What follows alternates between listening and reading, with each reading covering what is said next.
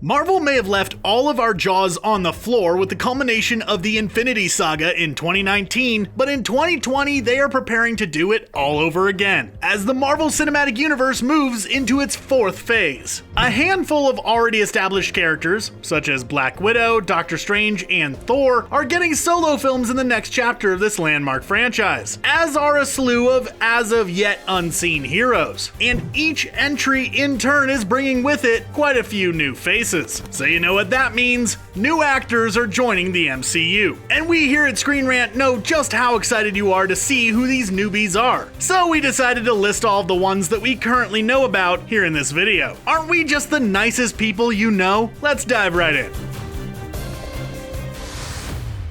Let's start things off by taking a look at the first film that is going to be released as part of Phase 4, Black Widow, and go chronologically from there. Black Widow will see Scarlett Johansson's Natasha Romanoff facing off against some agents from her homeland, Russia, including Alexei Shostakov, aka Red Guardian, as portrayed by David Harbour. Red Guardian in the comics was sort of a Soviet analog to Captain America, being imbued with similar superpowers by the Russian government. He was also Romanoff's husband for a time, which could make for some rather interesting character moments on the big screen. Also joining the cast is Florence Pugh and Rachel Weisz as Yelena Belova and Melina Vostokov, respectively. Belova in the comics was another girl who went through the Red Room program alongside Romanoff, who actually went on to take on the Black Widow title after Romanoff defected to the US. Vostokov was similarly another agent of the Russian government, one who went under the name Iron Maiden. Though it is worth noting that many people are theorizing that she may be revealed to be a gender-swapped version of Taskmaster, the supervillain with the ability to perfectly copy the moves of anyone he sees, who we know is going to be an antagonist in the film,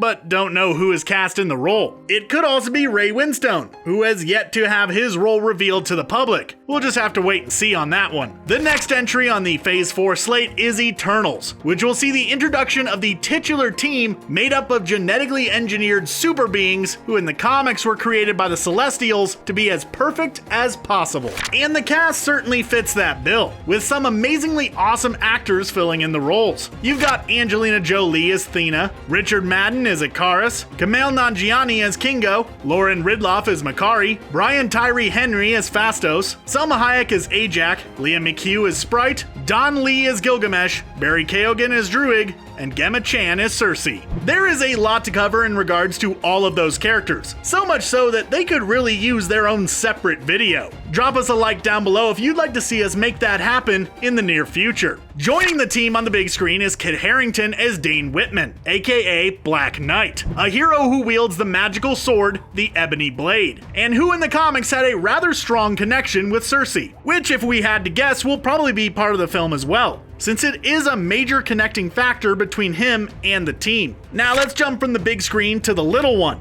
as Falcon and the Winter Soldier is next up on the schedule. This Disney Plus series will see Sam Wilson and Bucky Barnes joined by Sharon Carter, aka Agent 13, for the first time since 2016's Captain America Civil War. I wonder if they're going to at all address this awkwardness. They will be facing off against Baron Zemo again, this time rocking his iconic purple mask from the comics. There is a chance they may also have to fight US Agent, a version of Captain America officially endorsed by the US government as Steve's replacement, as portrayed by Kurt Russell's son, Wyatt Russell. US Agent, aka John Walker, was a man who bought his powers from a shady group known as the Power Broker. He basically has Captain America's power set, only he has been shown to be slightly stronger on numerous occasions in the comics. He may be an antagonist, as he was many times in the comics, or he could be a more friendly character. He has even held on to the mantle of Captain America on the page, so that could be where any conflict between him, Sam, and Bucky could lie. Who knows? 2021 is when Phase 4 really starts cooking with gas, with 7 confirmed entries coming out that year across both Disney Plus and major film releases. Starting off is Shang-Chi and the Legend of the Ten Rings, which will introduce Shang-Chi, as portrayed by Simu Liu, to the Marvel Cinematic Universe. Shang-Chi in the comics is a master of multiple forms of martial arts, and is often referred to by many of the most skilled combatants in the universe,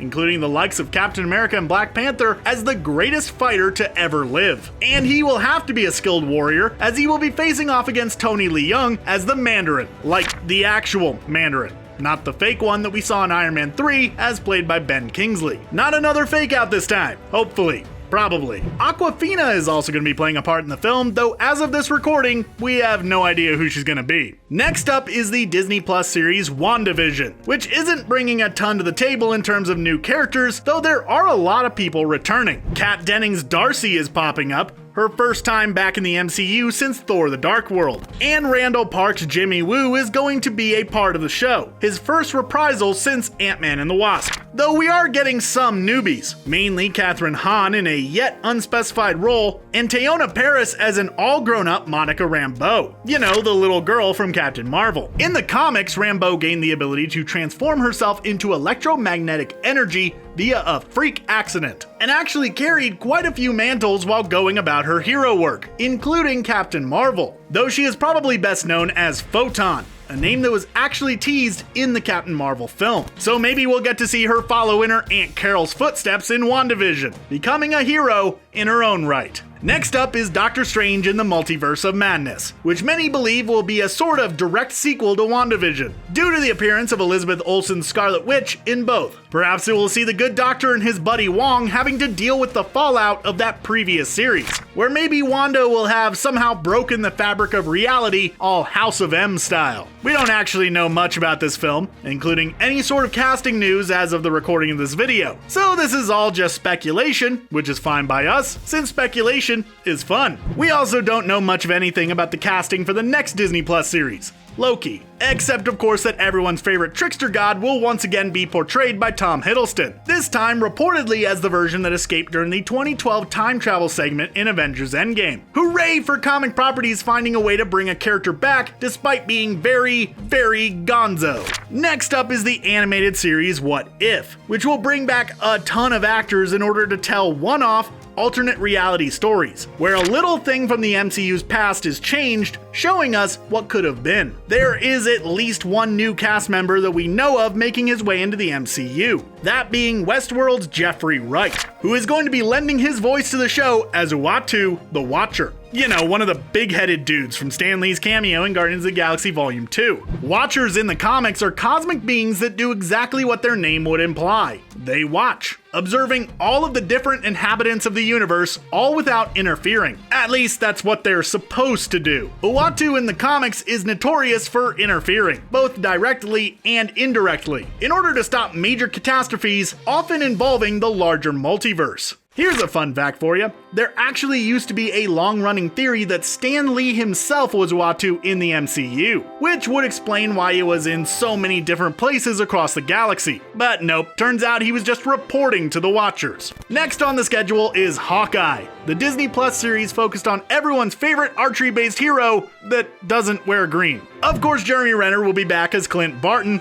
but beyond that, the only casting news that we know about is that the show will feature the fan-favorite character, Kate Bishop, the Young Avengers version of Hawkeye. We have heard just recently that Disney and Marvel are in early talks with actress Haley Steinfeld to take on the role, which seems to be something the internet has really gotten behind, showing a lot of support for the possible casting. So here's to hoping. Thor: Love and Thunder is the last entry that we have a definitive release window for, and beyond that, we really don't know much about it at all. We do know that Natalie Portman is returning, having been absent from the franchise since Thor: The Dark World, and it sounds like she is going to be wielding Mjolnir and becoming Lady Thor herself, or should we say, the Mighty Thor. After that, the only real casting news that we know about at all is Mahershala Ali as Blade, the half-human, half-vampire who hunts his night-stalking kinsman with astounding proficiency. No word yet on casting for Ms. Marvel, She-Hulk, or Moon Knight as of the recording of this video.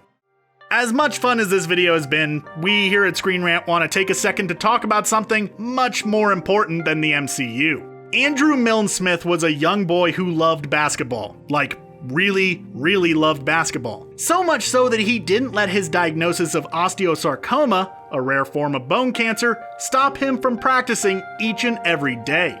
His determination inspired countless people all over the globe, and even managed to move people enough to raise money for charity. Sadly, Andrew passed away August 18th, 2019, after a long-fought battle against the disease.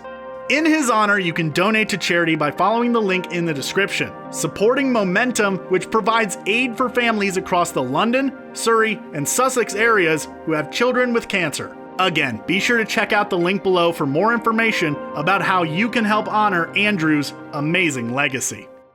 Now, there are sure to be many more actors announced to be joining the MCU as we get closer and closer to the movie's respective release dates. So be sure to put any we didn't talk about down in the comments below so all of your fellow movie fans can be kept up to date with all the news. And if you want to know everything there is to know about all future Marvel movie releases and more, consider subscribing to Screen Rant for more great videos like this in your feed each and every day. Now do me a favor, go find somebody you love and hug them.